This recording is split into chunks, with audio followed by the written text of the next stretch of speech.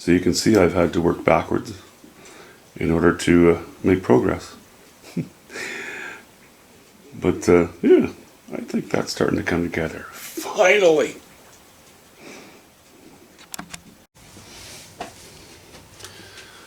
So of course the water's not done.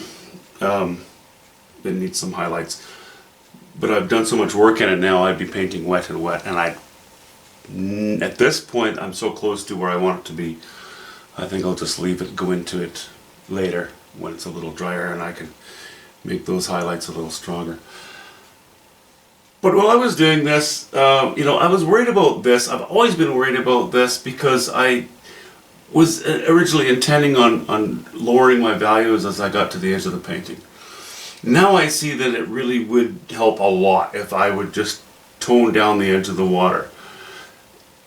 We have low value right against high value on the edge of a painting, which is just fine, except for the fact that it's a very tall painting. It's a vertical painting. And I would still like to condense the interest away from the edges and into the middle.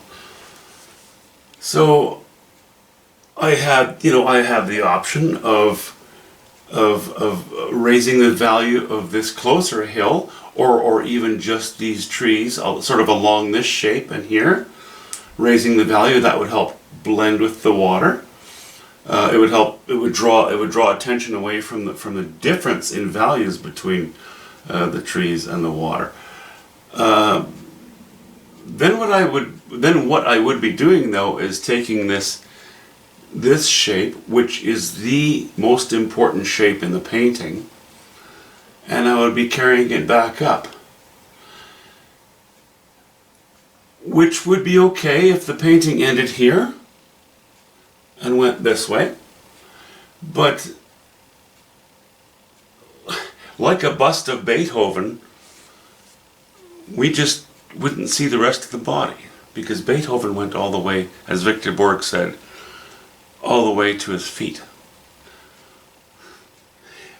So anyway, I want this to carry on down here. I want this massive land, massive land to be the strength. I want my shapes to come down like so.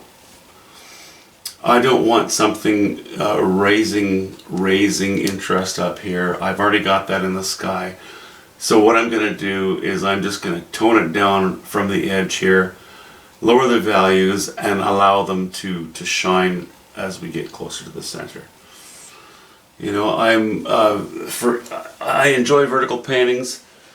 I can't say I have a favorite, but I would say that typically there are some shapes that suit landscapes better. I am a landscape artist. You know, they can go from square to a little bit horizontal, a little bit vertical. For me, this gets to be a bit extreme. I can do it, but there are some rules that, guidelines at least, that are worth following. You know, and one of them is, don't take a strong line right off to the left or to the left or the right of a painting. Unless your painting has got all kinds of them in it, you know, unless they're repeated constantly through the painting. That doesn't happen here. This painting has a bit of music to it, I think, you know. It's like a waterfall. Comes down, dips down, dips down, dips down. I like it that way. So I'll do that. So, you know, that mindset, of course, means that I have to spend more time paying attention, looking up and down to see the interrelationships between the values and the colors and the shapes. If you're somebody who, and there are many painters, even landscape painters, who do a lot of vertical paintings, and they're excellent at it, very good at it. But I think if you're a painter that is regularly just doing vertical shapes, so you're constantly trying to gauge top and bottom, so you're looking up and down instead of side to side, you're probably not that good at driving.